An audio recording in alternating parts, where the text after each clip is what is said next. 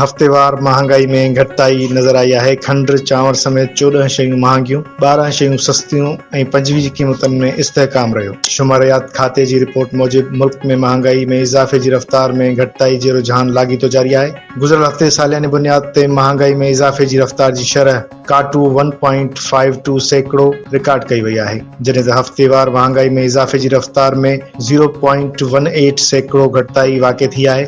शुमारियात खाते जी रिपोर्ट मूजिबि गुज़िरियल हफ़्ते सालियानी बुनियादनि ते बि महांगाई में इज़ाफ़े जी रफ़्तार जी शरह काटू 1.52% रिकॉर्ड कई वई आहे। अंगनि अखरनि ताज़ो हिकु हफ़्ते जे दौरान बिजली 6.88%, ॻुड़ 1%, खंडु 0.88%, LPG 1.24%, टमाटा 0.99%, बासमती टोटा चांवर 0.69% महांगा थिया। ख़ुश्क पाउडर खीर जी क़ीमत 0.03%, ताज़ो खुलियल खीर जी क़ीमत 0.38%, ॾही जी क़ीमत 0.36%, साड़ण जे लाइ काठी जी क़ीमत 0.11% ऐं थूम जी क़ीमत में 5.15% इज़ाफ़ो थियो। गुज़िरियल हफ़्ते पटाटा 1.27%, बसर 1.46%, आना 12.27%, कुकुड़ जे गोश्त जी क़ीमत में 10.75%, दाल माश 0.49%, मुङनि जी दाल 0.39%, केला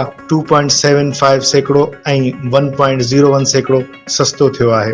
असां हिकु भेरो ॿीहर ॿुधाईंदा हलूं त शुमारियात खाते मूजिबि जेके अंग अखर जारी कया विया आहिनि, गुज़िरियल हफ़्ते खंडु चांवर समेत 14 शयूं महांगियूं, 12 शयूं सस्तियूं थियूं आहिनि।